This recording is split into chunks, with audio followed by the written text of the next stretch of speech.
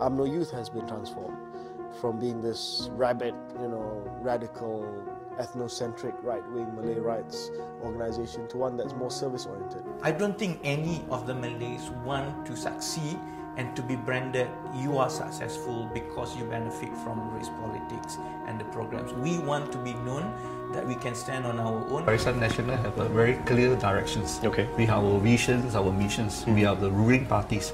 We want to bring our countries to developed countries as in the year 2020. And yet today we are running on 1.6 billion with record surpluses of 180 million.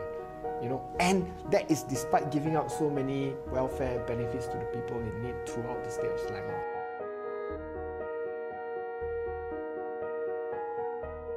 Shahrir Abdul Samad is BN's incumbent MP for Johor Bahru, with 4 decades of political experience under his belt.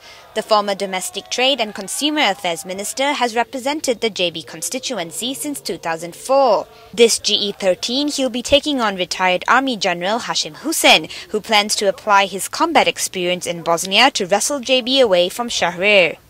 Like anything else, we do not underrate our enemy. But Sun Tzu said, know your enemy, know yourself, and you'll never fear 1,000 battles. That's what we have done. What do you think of the opposing candidate, General Hashim? He said he's going to apply his wartime strategies from Bosnia to conquer Johor, and what's your take on that?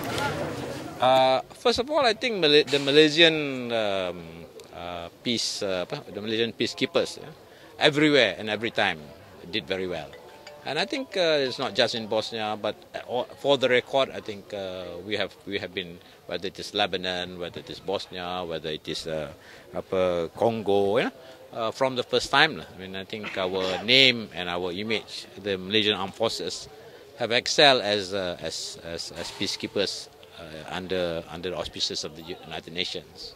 So, but on the other hand, whether what he intends to do to apply his peacekeeping experience to Malaysia, to Johor Bahru, I suppose only he can explain it further.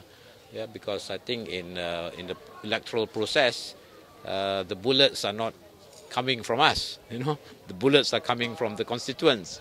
Because if you can get as many votes from your voters, then you win.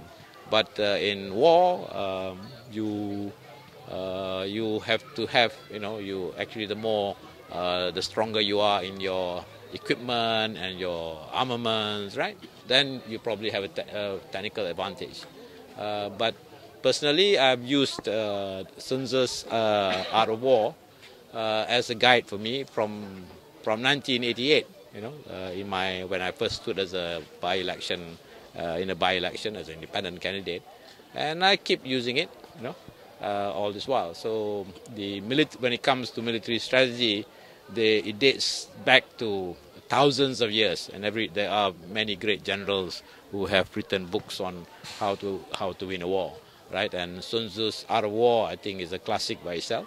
I've used it in 1988 when I was an independent candidate in a by-election here, and I did very well. And of course, naturally, I will use it again. Well, he quoted it in reference to use, I think it was Sun Tzu. He said, know your enemy, and he says he studied you. So what do you think of your enemy in this case? No, I think it's not about, I think I do not see him as an enemy. I think it is not, I think the enemy is ourselves, because the voters are the ones who are going to decide. It's not a fight between me and him, he as my enemy. No, I think that's not right. I am not his enemy, neither is he should be my enemy. The point is, it is the voters who will decide. And so I don't think that is quite an appropriate choice. But then he should perhaps refer to what Mao Zedong says, that you must be with the people, like you swim with the fish, and then be part of the people, right? And I think that's what politics is about. You have to be part of the people, and you have to be part of the community. And and in the end, and for me, I accept any verdict by the people, by my voters. This is what I've stood for all my life, as in democracy, as a Democrat. That it is not about just knocking down someone in a contest. This is not sports or this is not war. To me, it is a battle. If you want to use the war terms, it is a battle for the hearts and the minds. So are you confident in your chances then? I never am confident until the fat lady sings. How would you rate BN chances in Johor overall? I think still very good. I think we'll still have a comfortable, if not 2/3 majority in Johor State Assembly, and I think we will return some of the, we'll win. I think we'll probably win back Bakri. I think, that's my view, lah. If BN can win back Bakri, meaning there will be 0 parliament seat for Pakatan this time. Yep. I think we don't want to sound overconfident, right? Because we work until the very last, and we work to win. But you think it's the fact? But it is the point is that we work to win, So we intend to win, and we work to win. How would you see the Chinese support? Because the Pakatan Cerama in the Chinese area apparently strong turnout. Yeah, I think that happens because it's quite an attraction. Johor never had this kind of attention from the AP leaders and opposition leaders. So we are being made the center of attraction. Johor is being made the center of attraction, and just as much I'm a voter in Johor Bahru, so I'm also understanding that we are being, that we are attracting a lot of attention from the opposition. But at the end of the day, I think it is how people perceive the past and the present and where we go from here.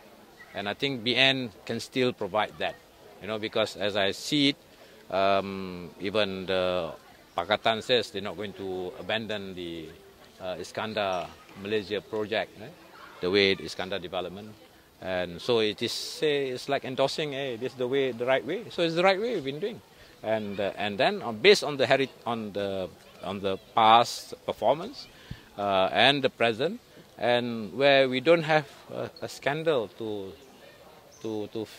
feed the appetites of those some of the coffee shops and so on, and even politicians. So, and because generally Johor politicians have been rather moderate in their lifestyle, and that's embarrassingly so. I think people expect the Johor politician. Maybe if you're from outside Johor, you expect the Johor politician to be almost like them, like an overlord, right? Taiko, it's the kind of thing. But they are suddenly surprised to see, hey, this guy is, he may be an MP, he may be a minister, but as a Johorian, very understated, very moderate in lifestyle. And this is Johor. We are very moderate. We are moderate, and our politicians also reflect this moderation in our life.